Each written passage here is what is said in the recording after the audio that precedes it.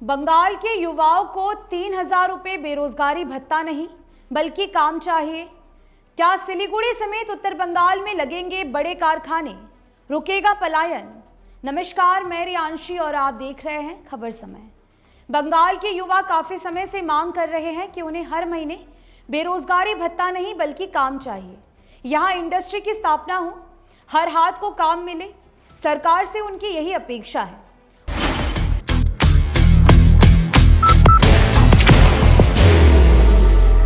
There will only be one insignia. उन्हें नहीं चाहिए 3,000 रुपये का बेरोजगारी भत्ता।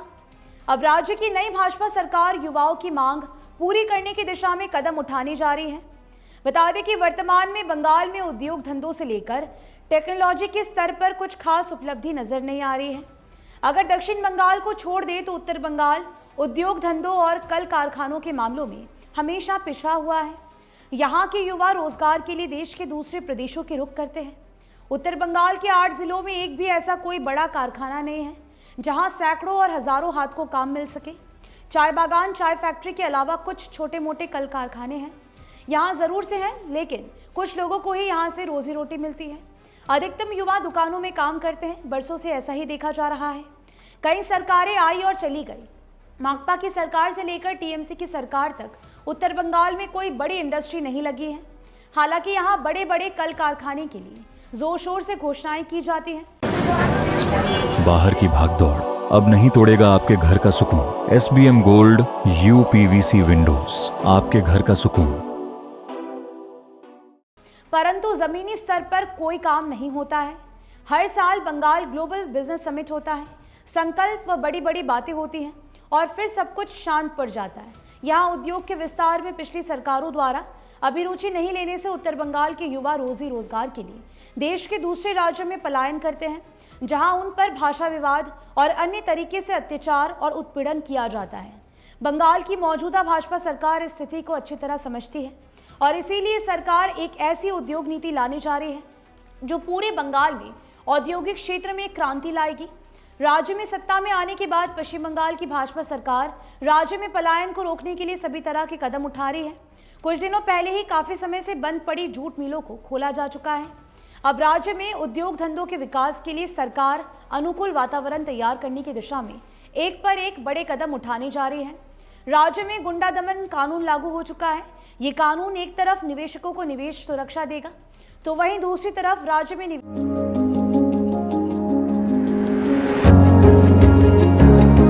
मनोकामना हॉस्पिटल, इस्कॉन मंदिर रोड, सेवक रोड, सिलीगुड़ी। निवेश के लिए शांत और सुरक्षित वातावरण तैयार करेगा।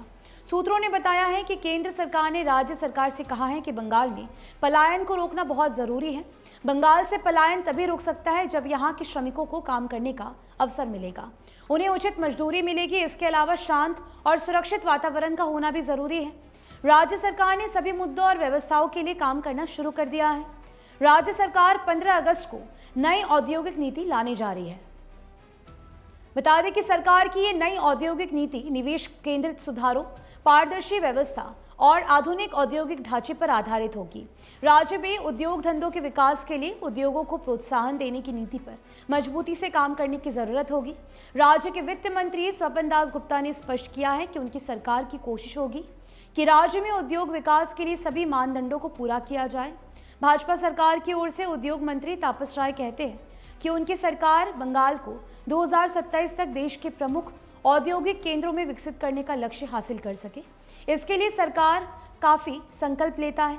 उन्होंने कहा कि राज्य सरकार की नई उद्योग नीति में 100 करोड़ रुपए से अधिक के निवेश वाली परियोजना के लिए भूमि स्वीकृति की सिंगल विंडो व्यवस्था, GIS आधारित डिजिटल लैंड बैंक तथा उद्योगों को मिलने वाली प्रोत्साहन के स्पष्ट मानदंड शामिल किए जाएंगे। राज्य सरकार राज्य में निवेश को आकर्षित करने के लिए प्रोत्साहन केवल निवेश राशि के आधार पर नहीं बल्कि उद्योग द्वारा सृजित रोजगार के आधार पर भी तय करेगी। राज्य सरकार पहले ही औद्योगिक विकास को गति देने के लिए भूमि नीति में बदलाव की दिशा में कदम उठा चुकी है। शहरी भूमि सीमा कानून को समाप्त करने की योजना पर भी काम चल रहा है। जिस तरह से राज्य सरकार की योजना है, अगर उसका ठीक तरह से अमली जामा पहनाया जाए इसे, तो निश्चित रूप से उत्तर बंगाल और पूरे राज्य के दूसरे इलाकों में भी बड़े निवेश आएंगे। इससे राज्य से युवाओं का पलायन रुकेगा। यहाँ के युवाओं की भी मांग है कि उन्हें महीने में 3,000 रुपये बेरोजगारी भत्ता नहीं चाहिए बल्कि काम चाहिए। फिलहाल आपकी क्या राय है इस पूरे विषय को लेकर हमें ज़रूर से बताइएगा। मुझे दीजिए इजाज़त, बता दें कि ये खबर आपके लिए हमारे प्रतिनिधि सुरेंद्र श्रीवास्तव द्वारा लिखी गई है। आप हमारी खबरों को यूट्यूब पर भी देख सकते हैं। हर समय खबर समय। धन्यवाद। IIHM Siliguri, organizers of the International Young Chef Olympiad, earn a degree with placements in France and Mauritius. Now in Kalimpong,